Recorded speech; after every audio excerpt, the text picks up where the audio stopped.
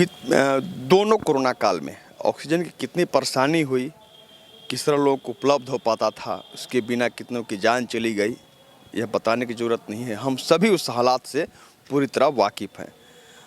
अपने सदर अस्पताल में भी अब वह किसी तरह की परेशानी इसलिए नहीं होगी कि यहाँ पर बेहतर ऑक्सीजन प्लांट की व्यवस्था कर दी गई है। हमारे साथ सिविल सर्जन कमलेश जी भी मौजूद हैं और विधायक के स्वास्थ्य प्रतिनिधि कंचन जी भी मौजूद हैं। हम बात करेंगे। सर, किस तरह परेशानी हुई थी उस कोरोना काल में जब विषम स्थिति आई थी, और किस तरह ऑक्सीजन के लोग बिना लोग तड़पते थे, उनको किस तरह? कोविड में देखा गया है कि जो कोरोना वायरस है ये मुख्यतः रेस्पिरेटरी सिस्टम को अफेक्ट करता है, और रेस्पिरेटरी सिस्टम को जब अफेक्ट करता है, निमोनिया एडवांस स्टेज में जाती है, तो वहाँ से ऑक्सीजनेशन का कार्य बढ़िया से नहीं होता है, पूरे शरीर को ऑक्सीजन नहीं मिलती है और लोगों को सांस फूलने लगती है और लोगों की जान भी उसमें जाती है।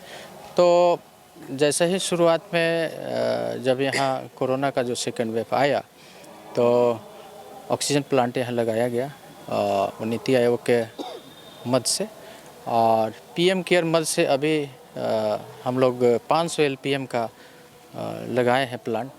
तो इससे हम देख रहे हैं कि 137 बेड पे हम लोग डायरेक्ट पाइप लाइन से ऑक्सीजन दे पाएंगे, और ये एक तरीके से कार्य को कंप्लीट कर लिया गया है। आज हम लोग ऑक्सीजन प्लांट को चलाए हैं और उसका टेस्टिंग कर रहे हैं, और सरकार का आदेश भी है इसमें कि मॉक ड्रिल किया जाए। आज 15 तारीख को ये पूर्व निर्धारित कार्यक्रम था।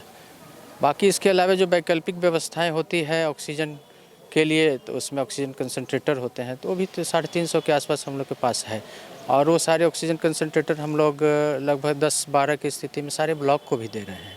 700 के आसपास हमारे पास छोटे वाले सिलेंडर्स हैं, और 259 हमारे पास डी टाइप के सिलेंडर है जो जंबो सिलेंडर्स है, तो उसको भी हम लोग लगा के रखते हैं कि कहीं ऑक्सीजन प्लांट अगर कहीं नहीं स्टार्ट हुआ, कोई ऐसी परिस्थिति आए, तो वो भी एक वैकल्पिक व्यवस्था रहती है। वेंटिलेटर्स भी हमारे पास 64 अवेलेबल हैं, और भी उसमें बढ़ोतरी हो रही है। तो एज़ पर नीड हम लोग ऑक्सीजन वाले पोर्शन में तो हम लोग आत्मनिर्भरता कर चुके हैं, और बाकी दवाइयाँ जो भी थर्ड वेव के लिए हम लोग जो बात चल रही है ओमिक्रॉन की, तो इसकी संख्या बढ़ रही है, तो रोकथाम का जो भी और भी व्यवस्था है वो सब करते हुए, और ये सब चीज़ भी अगर मरीज़ भर्ती होगा तो उसके लिए हम लोग सारी तैयारी पूरी कर लिए।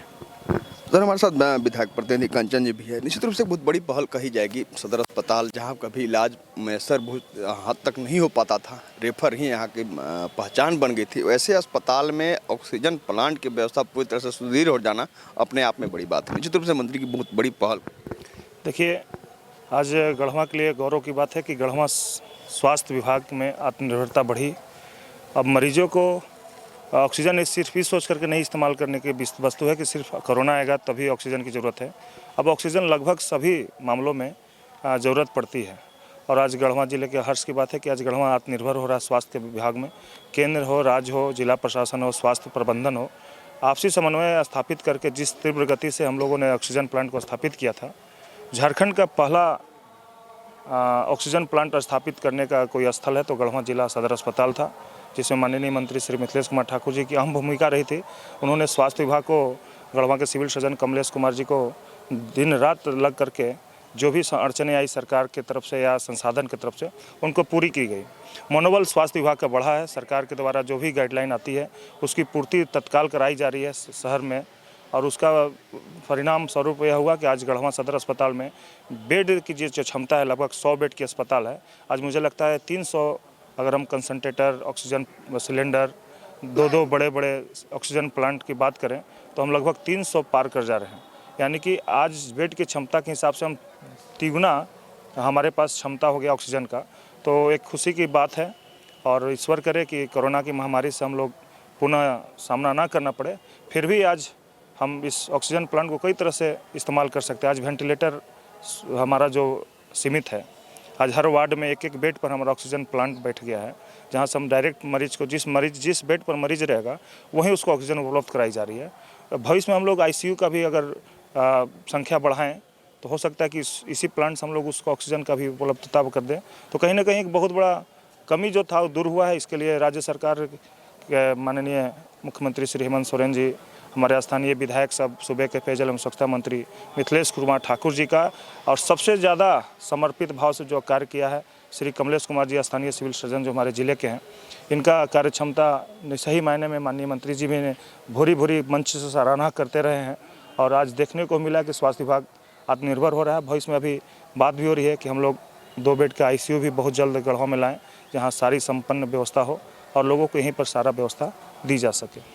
सच में बड़ी बड़ी बात है। हम उस दिन को भी देखे हैं जब इस सदर अस्पताल में लोग इलाज कराने आते थे, चाहे साधारण बीमारी हो या गंभीर बीमारी हो, उन्हें रेफर होना पड़ता था। लेकिन आज आलम यह है कि आप देख सकते हैं, आपने देखा भी, वीडियो में भी आप देख रहे होंगे कि ऑक्सीजन प्लांट की बेहतर व्यवस्था यहाँ पर कर दी गई है। अब ऑक्सीजन के लिए लोगों को सिलेंडर लेकर दौड़ना नहीं पड़ेगा, भटकना नहीं पड़ेगा। कोरोना दौर की बात कौन करे, ऐसे भी जो लोग बीमार होते थे, जिन्हें ऑक्सीजन की ज़रूरत होती थी तो परेशानी होती थी, लोग मौत के बागोश में समा जाते थे। भगवान न करे कोई बीमार हो, लेकिन आप निश्चित रूप से यह जान लीजिए, अब आप इस बात से वाकिफ़ हो लीजिए कि अगर आप बीमार होते हैं और आपको ऑक्सीजन की ज़रूरत होती है तो पड़ेगी, तो आपको यहाँ बेहतर व्यवस्था सदर अस्पताल में कर दी गई है। अब आपको परेशान नहीं होना पड़ेगा, अब सबकी ज़िंदगी यहाँ पर महफूज रहेगी। कैमरा मनीष सहयोगी सोनू के साथ आशुतोष रंजन, बिंदास न्यूज़, सदर अस्पताल गढ़वा।